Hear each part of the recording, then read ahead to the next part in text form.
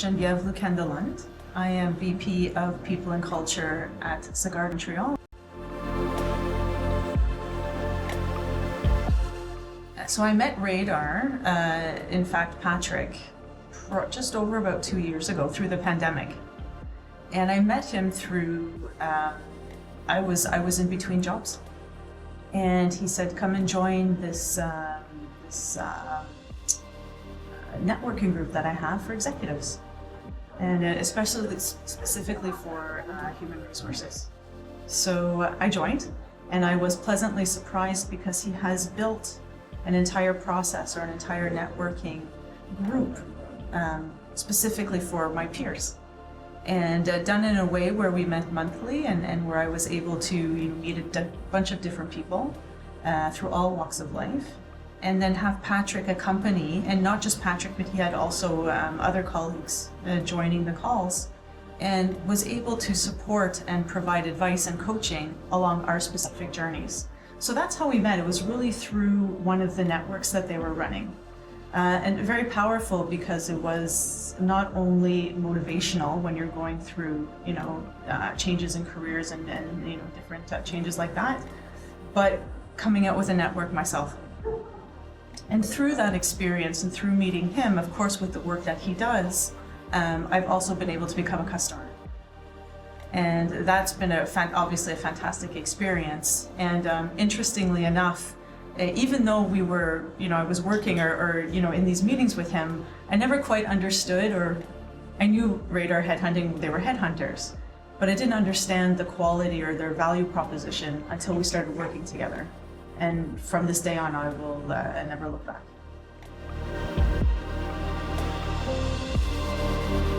I think the difference with this networking event is, and because I have a bit of a history now and I've met many people from his team, that yes, we are working professionals, but they've become friends.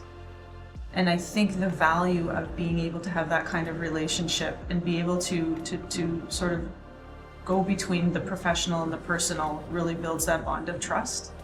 So I would always prioritize to come to a networking event here, not only to see friends, but always to meet different people.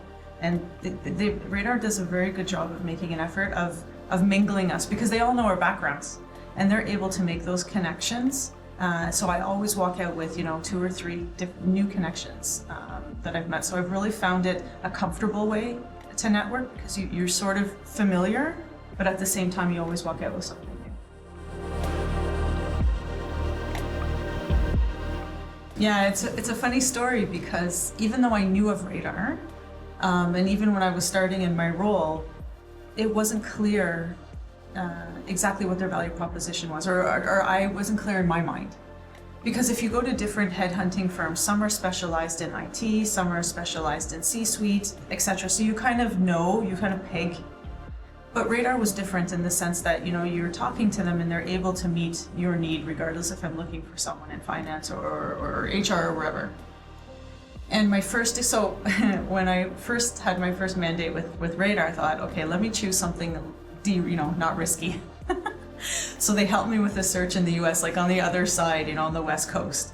And I thought, okay, let's try them out and see how they do. And they found a wonderful candidate. So there's 2 things. One, they found a wonderful candidate who's still in the role. So that's really important that the fit was there. And truly, from a values perspective, Radar understood our firm, and it's very much aligned with Radar's values. So it was a good fit in that sense. But the second part, which does set them apart, is really around partnership. So they were able to guide me through the process because it's in the US.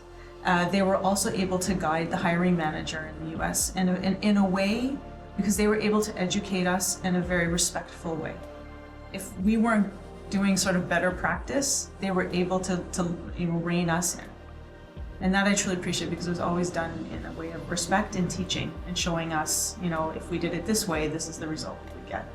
So it was a very comfortable process to be in and never feeling stressed. And when times did become more, it was time to make a decision, then they pushed. But they had built that credibility through the work that they did and the conversations that we were having to be able to have that kind of give and take. So when that was a success, and Then I brought them a little bit closer to home. And I actually hired someone in my team. And I think from the year and a half or the 2 years of getting to know each other, I knew that they were going to bring candidates who would suit my personality because they know me.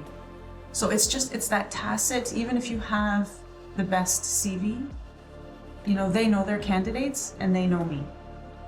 And when we were going through our final round, I could almost trust them more because they knew who I was. And they knew the candidate, and they could say, Jen, this is gonna fit for you more than that one. And that was very helpful because the candidates that were bringing were great, and it's hard to make a decision. But when you can get in and know the candidate and know the hiring manager to that level, it's truly a win-win. And the last role that I filled, I mean, she's fantastic. Yeah, I can't say anything. She's wonderful, and for sure she'll stay for a while.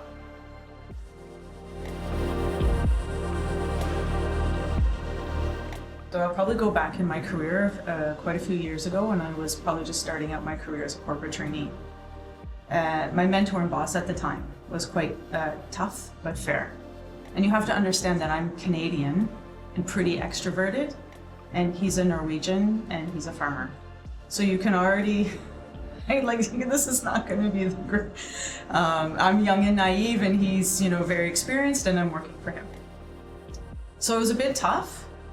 But what I appreciated from him, and what I haven't seen much more in my career, is this position of being a sponsor. And what I mean by a sponsor, it's someone in a senior role who creates opportunities for their employees. And of course, I'm a young female in a multinational. But to have that exposure to the senior team in such a junior role and being a female, I mean, those where he would position me for success. And because of the role that I had, I traveled all over the world. So when the controllers would come after and look at my travel expenses, he had my back. So I felt, as much as he challenged me, and it was never easy because he was tough but fair, he created opportunities for me to not only showcase me in the organization, but to also build my own confidence. So that's something that I've brought with me. And that's something, if I think of, so I've spent a lot of time in Europe. Coming back to North America, I think that's one thing that is a miss that I think our leaders need to be more cognizant of, how they can be better sponsors for their junior employees. So I think, especially coming from a human resources perspective, you always have to have a business hat. You really have to understand the problems that they're trying to solve. And when you've nailed that, then the door opens for other things. So to give you a practical example with us, from an HR perspective, our compensation processes and our recruitment processes have to be top-notch. And those are very, very important for the firm and for the success of the firm. Company culture is also incredibly important, but that kind of goes through everything. But once that is nailed, and once you can show success in that, there's much more leniency or openness to do other things. So for example, working on learning and development, working on employee engagements, all of those more softer, yet hugely important skills. But first you've got to be able to deliver results that are connected to the business. And once you've done that, once you've understood that, then it's a much easier way to gain that commitment from the executive team.